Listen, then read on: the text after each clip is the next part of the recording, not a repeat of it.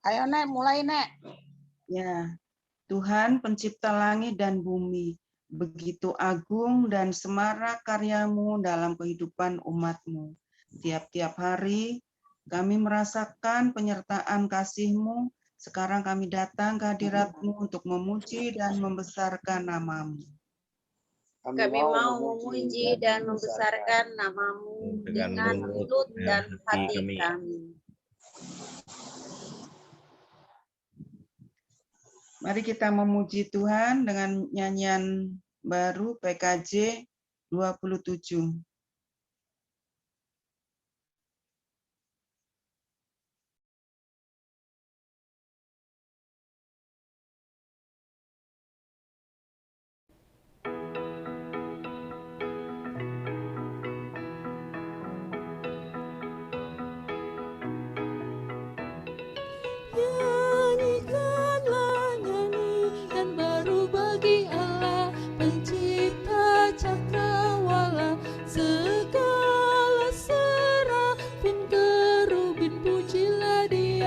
Besarkanlah namanya, bersorak-sorak bagi rajamu, bersorak-sorak bagi rajamu.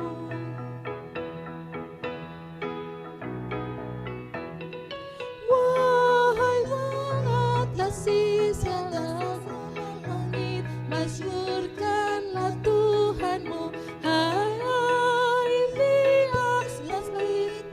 Memuji Tuhan, muliakan penciptamu, bersorak-sorak bagi rajamu, bersorak-sorak bagi rajamu.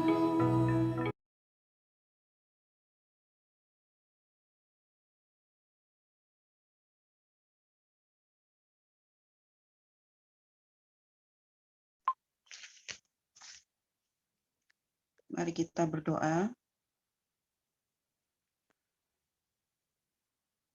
Puji syukur kami naikkan ke hadirat-Mu ya Bapa, oleh karena penyertaan dan kasih-Mu sehingga pada malam hari ini kami boleh berkumpul melalui ibadah Zoom pada saat ini. Kiranya pada malam hari ini Engkau sertai kami, Engkau bukakan hati pikiran kami sehingga kami dapat mengikuti ibadah ini yang seturut dengan kehendak-Mu. Begitu juga dengan Bung Abdi yang akan menyampaikan firman-Mu, biarlah Engkau berkati apa yang diucapkannya, kiranya semuanya asalnya daripada-Mu. Terima kasih Bapa, dalam nama Tuhan Yesus kami berdoa. Amin.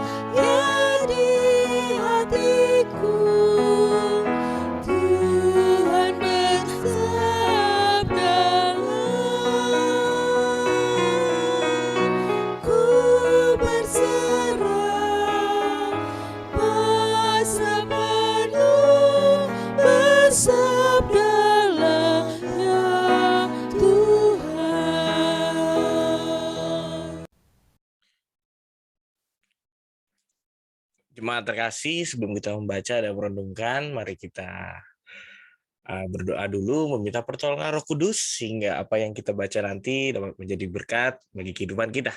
Mari kita bersatu di dalam doa. Puji syukur ya Tuhan atas berkat dan kasih yang boleh kami nikmati di setiap kehidupan kami. Ya Allah Bapa, pada malam hari ini kami berkumpul bersama, kami bersekutu, berkatilah kami, penuhilah kami dengan Roh Kudus, sehingga ketika kami membaca dan merenungkan firman-Mu, apa yang kami baca dapat kami lakukan di dalam setiap kehidupan kami. Ya Roh Kudus, berkatilah juga hamba-Mu. Ya Roh Kudus, hadirlah bersama kami, sehingga apapun yang hamba-Mu berikan dapat menjadi berkat bagi kita semuanya di room Zoom ini. Terima kasih ya Tuhan, hanya di dalam nama Allah Bapa, Putra, dan Roh Kudus, kami telah berdoa dan mengucapkan syukur. Amin.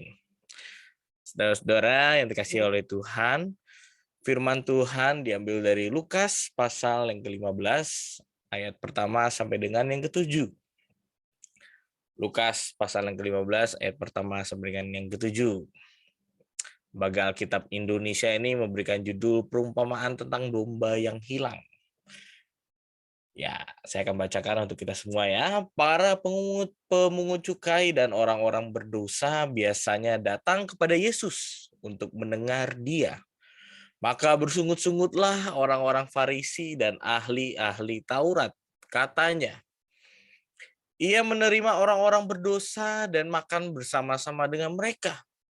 Lalu Ia mengatakan perumpamaan ini kepada mereka. Siapakah di antara kamu yang mempunyai 100 ekor domba, dan jikalau ia kehilangan seekor di antaranya, tidak meninggalkan yang 99 ekor di padang gurun dan pergi mencari yang sesat itu sampai ia menemukannya.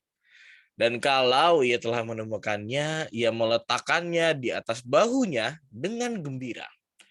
Dan setibanya di rumah, ia memanggil sahabat-sahabat dan tetangga-tetangganya, serta berkata kepada mereka, bersukacitalah bersama-sama dengan aku, sebab dombaku yang hilang itu telah kutemukan. Aku berkata kepadamu, demikian juga akan ada sukacita di sorga, karena satu orang berdosa yang bertobat, lebih daripada sukacita karena 99 orang benar yang tidak memerlukan pertobatan. Ya, berbahagialah orang yang membaca dan melakukan firman Tuhan dalam kehidupan sehari-hari. Hosiana. Ya, saudara-saudara, oh ya, recording in progress. Oke, saudara-saudara yang terkasih, firman Tuhan ini bertemakan setiap kita ini berharga gitu ya. Bagaimana kita sudah membaca firman Tuhan yang menceritakan tentang domba yang hilang gitu. Kalau misalnya kita kalau misalnya saya bayangkan gitu ya, kan kita nggak punya domba ataupun kambing, biasanya jarang sekali gitu ya. Tapi biasanya itu kalau keluarga itu biasanya punya binatang piaraan lah minimal. Misalnya kayak kucing ataupun anjing gitu ya. Saya itu pernah punya anjing dulu, terus waktu itu hilang gitu. Wah, saya dan kakak saya itu muter-muter komplek nyariin. Hatinya itu rasanya nggak tenang gitu kalau misalnya binatang piaraan ini kalau nggak ketemu gitu. Perasaannya kalau orang itu merasakan namanya kehilangan gitu, rasanya nggak tenang gitu, sedih gitu, khawatir gitu. Pokoknya harus nyari sampai ketemu gitu. Dan ketika misalnya tiba-tiba walaupun tiba-tiba kita udah ketemu nih gitu, misalnya anjing ataupun kucing yang hilang gitu, merasakan sangat bahagia gitu. Walaupun kalau sebelum hilangnya itu binatang ini kita mikirnya cuman ngotor-ngotorin rumah, kerjanya cuma makan tidur doang, nggak bisa kerja, nggak bisa ngasilin duit gitu ya. Tapi kalau misalnya binatang piaraan ini hilang gitu ya, waduh rasanya itu tetap ngerasa kehilangan gitu. Kita mau mencari gitu. Jangankan binatang piaraan deh gitu. Apalagi kalau misalnya seorang anak gitu ya dari keluarga itu bisa hilang gitu. Wah, ini ada cerita menarik itu waktu itu kakak saya itu waktu kecil tuh pernah hampir hilang, dibawa digandeng sama orang gila. Waduh, coba bayangin gitu. Anak kecil gitu ya, nggak tahu jalan, nggak tahu apa gitu ya. Anak kecil kalau ditinggalin di mana kan nggak bisa pulang gitu. Apalagi dibawa sama orang gila gitu. Wah, bayangin gitu orang tua saya waktu itu nyari muter-muter. Ini anak saya kemana gitu. Waduh, perasaannya kebayang gitu ya. Pusing, rasanya sedih, rasanya itu mau mencari kemana itu pokoknya bingung gitu. Tapi ketika anak itu ketemu gitu, wah rasa leganya itu luar biasa. Rasa sukacitanya dan rasa bersyukurnya itu luar biasa.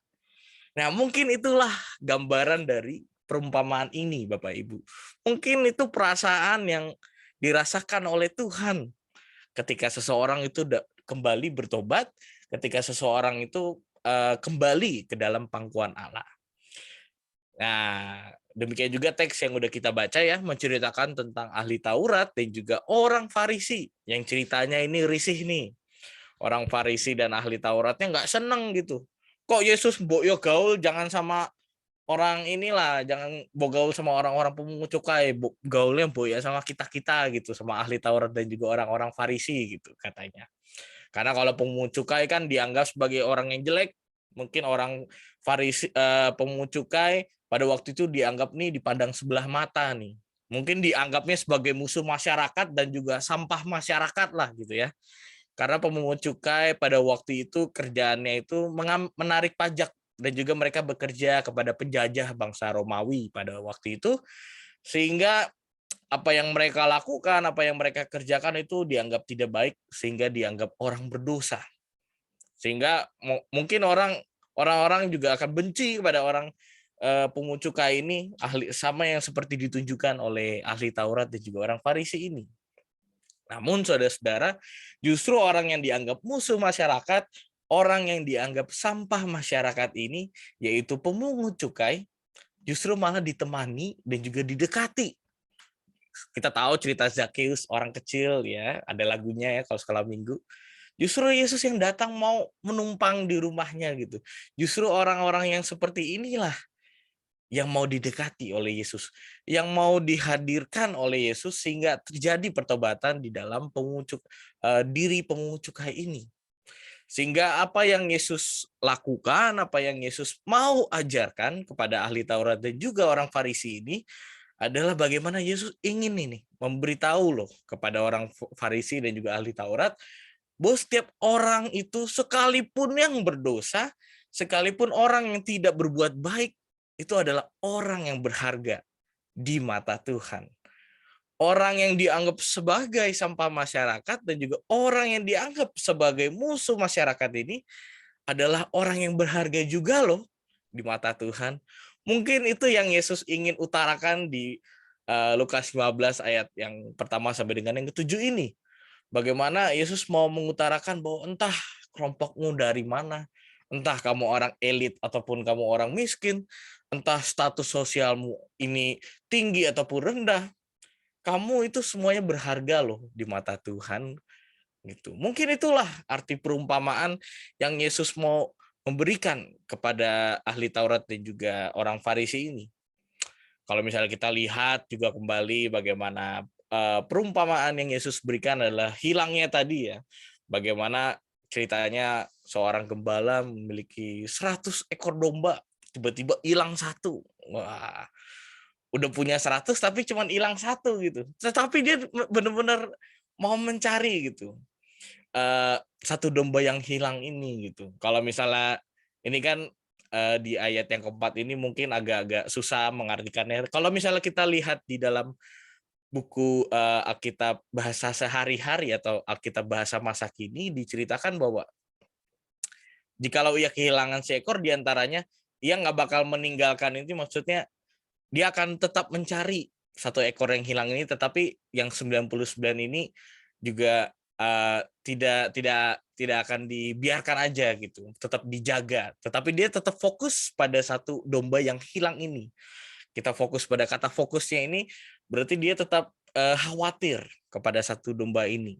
Gitu ya, walaupun masih punya 99 tetapi hilang satu tetap nggak jadi 100 gitu ya, tetap dia mencari gitu. Kalau misalnya ibarat kata orang zaman sekarang gitu, 1 juta itu nggak bakal jadi 1 juta kalau nggak ada 1000 gitu ya gitu. Makanya kadang-kadang orang yang menabung sedikit demi sedikit itu kan akan kaya kemudian gitu, karena 1 juta nggak bakal jadi 1 juta kalau nggak ada 1000 rupiah gitu misalnya ya. Mungkin itu penggambarannya seperti itulah. Kenapa walaupun masih punya 99 domba lainnya, dia tetap mencari fokus terhadap satu domba yang hilang gitu. Mungkin ini menjadi sebuah pertanyaan yang reflektif bagi kita. Kenapa sih walaupun punya 99 tapi satunya itu tetap dicari, itu kenapa gitu? Mungkin itu menjadi suatu pertanyaan menarik, bagaimana pada malam ini kita diingatkan kembali bahwa sebetulnya nggak masalah dari jumlahnya, tetapi yang bagian penting adalah tidak penting jumlahnya, tetapi semuanya adalah hal yang berharga bagi pemilik domba ini. Bagaimana bagian kecil pun merupakan hal yang berharga bagi pemilik domba ini, bagi sang gembala ini. Sehingga masuk akal dong ketika ia kehilangan satu domba, ia tetap akan mencari sampai ketemu gini, biar jumlahnya itu tetap sama, tidak berkurang, karena semuanya itu adalah hal yang berharga bagi pemilik domba ini. Sehingga masuk akal ketika satu domba ini kembali, ia merasa sangat bahagia ceritanya. Merayakannya dengan pesta, dengan tetangga-tetangganya gitu, bersuka cita gitu. Saudara-saudara yang terkasih, mungkin demikian juga perasaan Tuhan terhadap anak-anaknya. Bagaimana ketika Tuhan merasakan kehilangan anak-anaknya, berpaling, merasakan tersesat, merasakan anaknya hilang gitu, dia juga merasakan sedih. Dia juga Tuhan akan mencari anak-anaknya dengan berbagai cara sehingga anak-anaknya tersebut dapat kembali ke dalam pangkuan Tuhan. Saya dan juga saudara yang ada di rumah, yang di Zoom ini, ataupun yang jemaat lainnya yang tidak ikut, juga merupakan harta yang berharga bagi hadapan Tuhan gitu. Jadi kalau kata keluarga Cemara, harta yang paling berharga adalah keluarga. Wah, nggak cuma itu aja gitu, tetapi saya dan juga saudara dan juga sesama kita juga merupakan keluarga Allah gitu. Nggak cuma keluarga inti, tetapi saya dan juga saudara merupakan keluarga Allah, harta yang paling berharga gitu. Jadi kalau nonton kalau zaman dahulu orang-orang nonton Keluarga Cemara, mungkin keinget, wah Lukas 15 gitu ya, domba yang hilang, mungkin begitu ya gitu ya. Ya, jadi mungkin begitu saudara-saudara, bagaimana setiap kita adalah harta Tuhan yang berharga. Berarti apapun posisi kita, apapun status dan juga kelompok kita, semuanya terlihat baik bagi Tuhan. Baik orang yang tidak baik, baik orang pun yang pernah berdosa, baik orang yang pernah berbuat kesalahan, semuanya tetap berharga di mata Tuhan. Apapun status sosialnya, apapun latar belakangnya, semuanya berharga di hadapan Tuhan. Sehingga itulah menjadi titik perbedaan antara orang Kristen yang menghargai sesamanya walaupun orangnya sudah berdosa. Sehingga sebagai umatnya, sebagai anak Tuhan, kita perlu menunjukkan nih rasa kasih kita kepada Tuhan, rasa syukur kita terhadap Tuhan dengan setiap perbuatan dan juga setiap perkataan kita di dalam kehidupan kita sehari-hari. Kita juga perlu melihat dan juga menyadari gitu, apakah ada nih sesama kita yang sedang hilang nih? Apakah ada nih sebetulnya domba yang terdaftar gitu ya, tetap terdaftar di gereja tapi jarang ke gereja gitu? Apakah kita sadar nggak sih kalau misalnya ada sesama kita yang mungkin sedang hilang arah ataupun sedang hilang tersesat gitu? Kita menjadi umatnya juga perlu menjalankan tugas dan kewajiban kita untuk menarik kembali saudara-saudara kita yang mungkin udah lama nih COVID nggak kelihatan gitu ya, udah nggak pernah ngelihat gereja lagi. Terakhir kali saya khotbah di GKP Cakung juga waktu itu katanya sih begitu udah selesai udah selesai ibadah bilangnya, wah ini tumben ini ramai sekali gitu, yang nggak pernah kelihatan jadi kelihatan gitu ya. Wah itu menjadi hal menarik, berarti sebelumnya ini kelihatan terus tiba-tiba udah hilang gitu, terus tiba-tiba ada lagi. Nah itu kan menjadi suatu pertanyaan gitu, kok bisa terjadi gitu. Mungkin itu juga bisa menjadi tugas dan kewajiban kita sebagai jemaat GKP Cakung sehingga dapat menarik kembali teman-teman kita ataupun juga sesama kita yang mungkin sedang hilang ataupun sedang tersesat di entah di mana. Nah saudara-saudara, demikian juga firman Tuhan mau mengingatkan kepada kita, ketika seseorang bertobat ataupun kembali kepada pangkuan Tuhan, maka perasaan yang Tuhan alami, perasaan bahagianya itu diceritakan luar biasa loh, bukan main. Hal itu melebihi 99 orang benar yang tidak melebihi 99 orang benar yang tidak memerlukan pertobatan. Berarti hal itu merupakan hal yang sangat luar biasa. Bisa kita bayangkan kembali bagaimana setiap kita itu ketika kembali ke dalam pangkuan Tuhan, Tuhan juga rasanya juga luar biasa bahagianya. Jadi saudara-saudara yang terkasih, dari firman ini mengingatkan setiap kita untuk kembali ke dalam pangkuan Tuhan, jangan sampai hilang arah, tetap kita juga jalannya terus mengarah kepada Tuhan. Sehingga pun setiap kita dan juga perasaan yang Tuhan alami merupakan perasaan yang bahagia.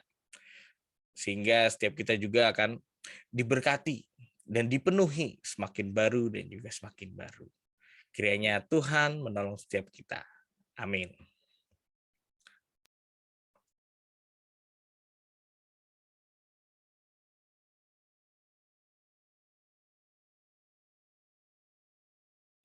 Ya, saudara-saudara, mari kita kembali menghadap pada Tuhan. Mari kita menaikkan syafaat bagi Tuhan. Mari kita berdoa.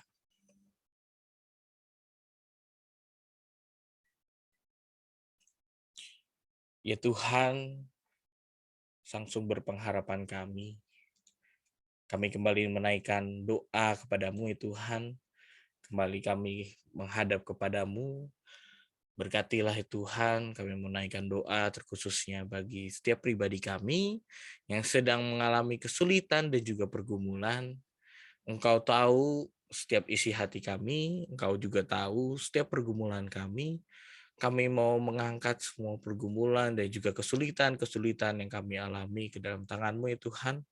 Karena kami yakin dan percaya bahwa diri-Mu akan mendengarkan dan juga diri-Mu akan hadir di dalam setiap kesulitan dan juga setiap pergumulan kami.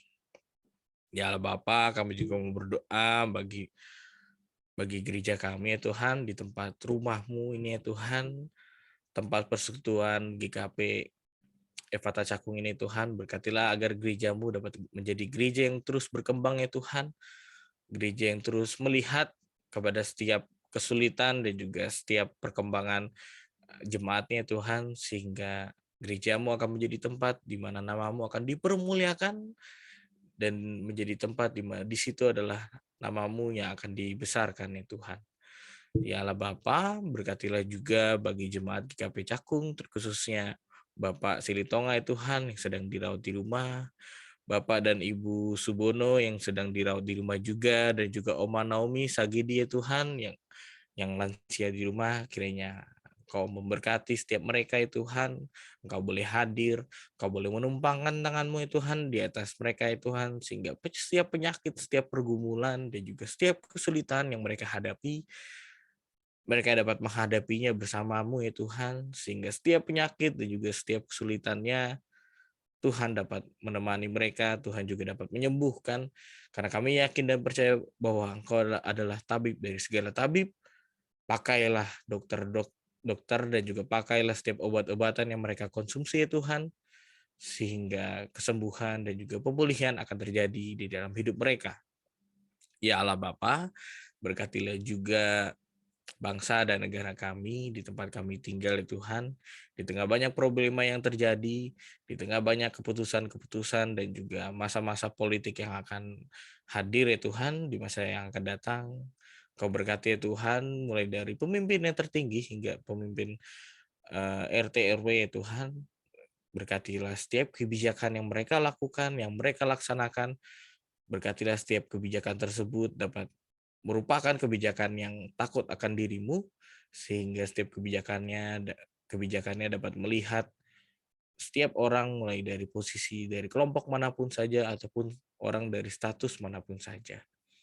Ya Allah Bapa, berkatilah juga agar doa malam ini dapat menjadi persekutuan yang baik bagi kami, dapat menjadi persekutuan yang indah, sehingga setiap nyanyian dan juga setiap firman yang kami dengar dan kami nyanyikan itu Tuhan dapat memuliakan nama-Mu.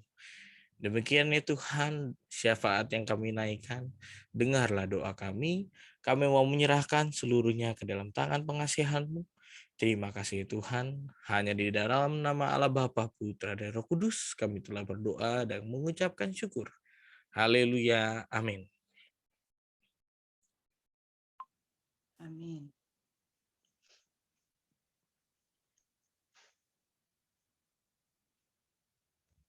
Tiba saatnya untuk memberikan persembahan yang kita dasari dari Kolose 3 ayat 23. Apapun juga yang kamu perbuat, perbuatlah dengan segenap hatimu, seperti untuk Tuhan dan bukan untuk manusia. Persembahan dapat diberikan pada saat ibadah minggu atau ditransfer ke rekening yang tertera di layar kaca ini.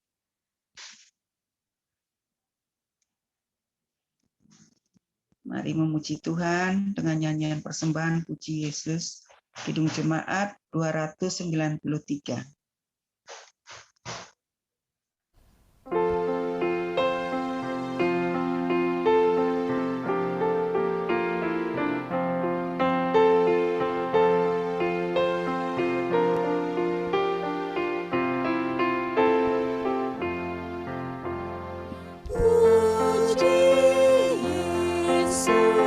Pujilah Juru Selamat, langit bumi maklumkan kasih-Nya. Haleluya, nyanyilah para malaikat, kuasa hormat berilah kepadanya.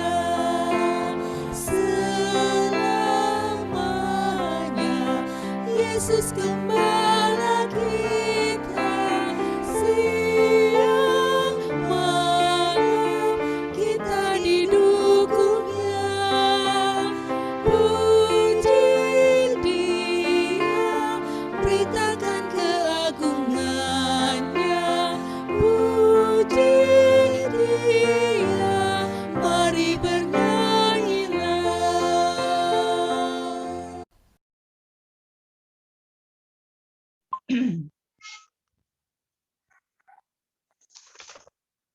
Mari kita berdoa.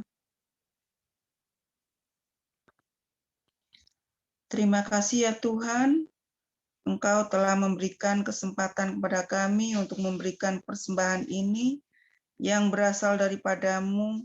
Jadikanlah persembahan ini menjadi berkat bagi orang lain dan terima serta kuduskanlah itu, sehingga bermanfaat bagi pekerjaan memuliakan nama-Mu. Amin.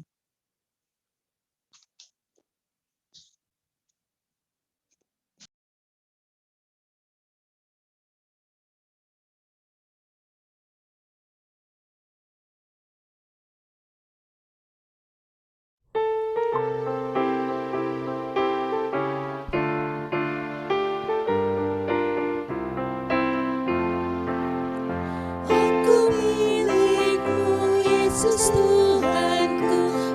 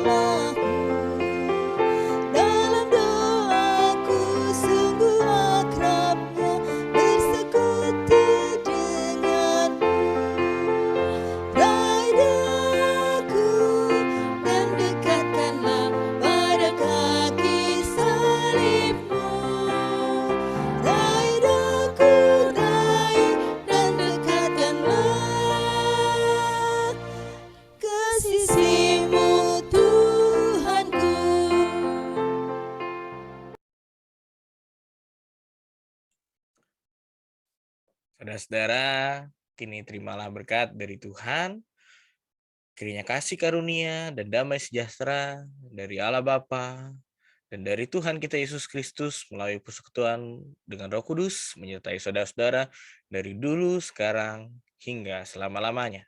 Amin. Foto. Amin. Amin. Amin.